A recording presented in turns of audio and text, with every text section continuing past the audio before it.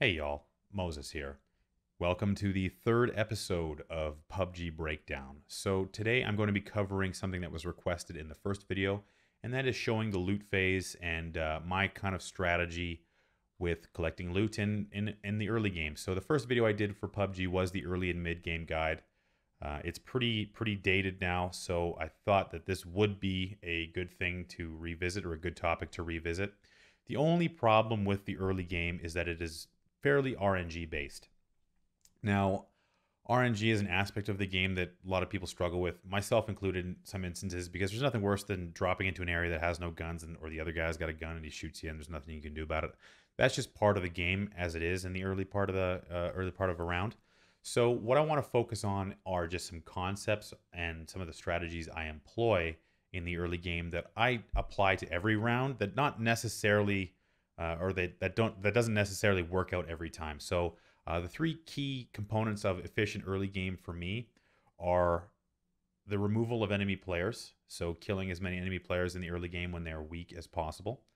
Two, setting yourself up for the mid and late game without having to do too much, so getting a good weapon, primary, secondary, meds, attachments, equipment, everything that you can find reasonably in the early game. And then three is finding a vehicle to travel around with as well. So three is a comfort level thing. If you prefer to run around on foot, that's totally fine. I'm going to get into the strategy of mid and late game, or just overall strategy, in the next episode, but let's just stick with that for now. So the first two I think are ultimately the most important. So taking early game fights, especially if you get lucky with a gun in the first 35 seconds to 4 minutes of a round, can really be beneficial. A, because players are collecting loot for you and you can collect loot from them once you take them out. And then, and B, there's less players on the map, so you don't have to necessarily deal with them later or when they're, more geared. So that's kind of beneficial. And that's, again, a comfort level thing. If you're not really comfortable taking a lot of fights, you might want to maybe jump into just high combat zones like the school, just get used to fighting and then kind of come back to this. So and the second thing is just weapons and attachments and meds, which are, again, an RNG aspect if you're just looting, but if you're taking out other players, you should reasonably be able to get gear relatively quickly. So I'm going to jump in and show you the video. I'm going to give some notes. I suppose when it comes to choosing a loot area, there is no specific strategy. I would recommend not jumping into very safe zones, which would be places that have very small amounts of loot. You can definitely get lucky there and travel around and get loot from smaller compounds, but the primary thing here is getting geared quickly, and you can typically do that by jumping into dense loot areas, and that would typically mean more fights as well. So that's my mantra. I'll show you what my early game looks like. I'll give you some little tidbits here and there. This will be a shorter episode. I am traveling this week, so there won't be any more videos until Friday or the weekend. So enjoy the rest of your weeks. Enjoy this video. And again, you can follow me on Twitch at twitch.tv/wtfmoses. And I hope you enjoy the video. Leave a comment with any feedback. And until next time, I'll see you out there.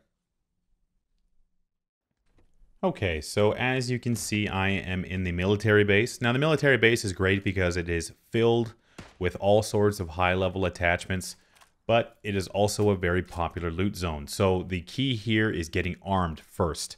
I will run over a helmet and a vest and a backpack for a gun in any loot area, because a helmet and a vest will not save you if the guy nearby can get a shotgun and come and blast you.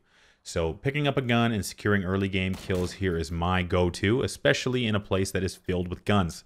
The more people you can take out early, the less chance of someone with a sniper rifle or something else taking you out because you're running around looking for backpacks or spending time picking up medical supplies that ultimately won't do you any good in a gunfight. There was a dude running on this side. There he is, right there.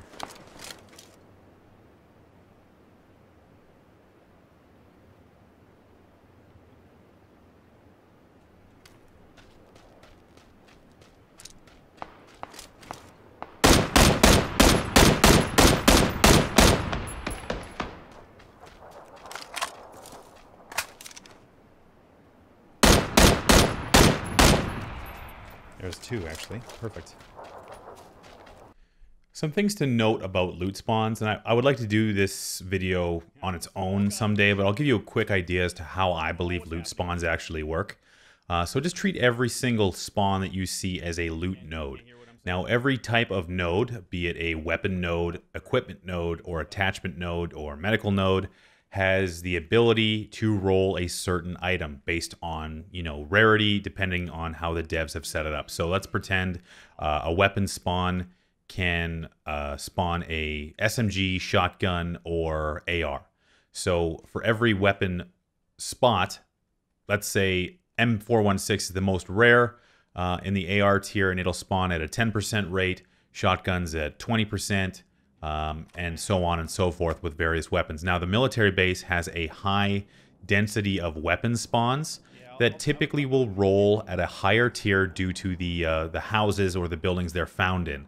Now, this is, again, a topic all on its own, but that's why the military base is so good. It has a high-quality loot roll on all of its weapon, equipment, and other nodes. So that's kind of my thinking as to why I choose the military base and why you should consider the military base as well. But it also makes it a very highly attractive loot spot. Another one similar to this would be somewhere like Primorsk in the warehouses, and the new Stalwar warehouses, and Razak and other places as well. So just keep that in mind when running around or choosing a loot spot.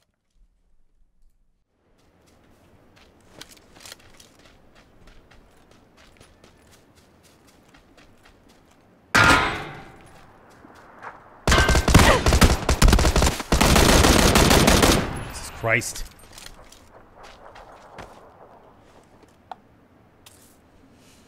Oh, my poor vest. So as you can see here, from an early game standpoint, the weapons and attachments aspect have been relatively well taken care of. My equipment's in pretty good shape, other than my vest being destroyed by all the fighting I was in and my meds being under severe pressure, again, due to all the gunfights I found myself in. I will look to loot these bodies and move out and kind of keep looking for kills, because I will need to collect more meds. But really, that's kind of it from an early game perspective for this round. I will cover more loot phases in the future. Hopefully, some of the aspects of my early game philosophy have made sense.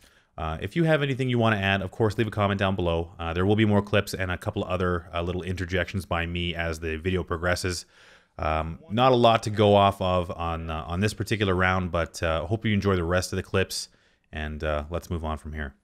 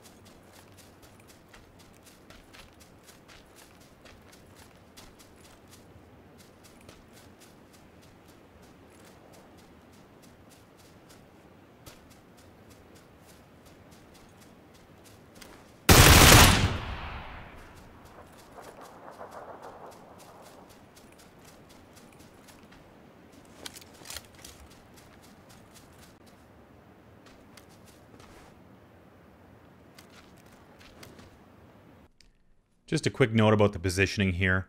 Holding this high ground spot is definitely the best way to approach this last circle. I am getting sniped at from the house down below, but I have a hard time locating exactly where it's from. But even as I come down the hill, I can manage a lot of vision, which in this case is the best option, because it looks like the circle might force us into the open anyway. So identifying players in cover and where they might come out of when the circle changes is important, and I knock off a couple of kills to boot. One quick note on 1v1 fights. If you find yourself out in the open and someone is shooting at you, it is better to take the aim battle than trying to run back to cover. It is better to return fire than just, soaking up the bullets. Even if you make it to cover, you're putting yourself at a risk to get pushed. So just take the fight where possible, and hopefully you can land a shot. That's it for this episode, guys. Enjoy the rest of your day or your evening, wherever you are. And leave a comment down below. Follow me on Twitter, @wtfmoses, and I'll see you next time.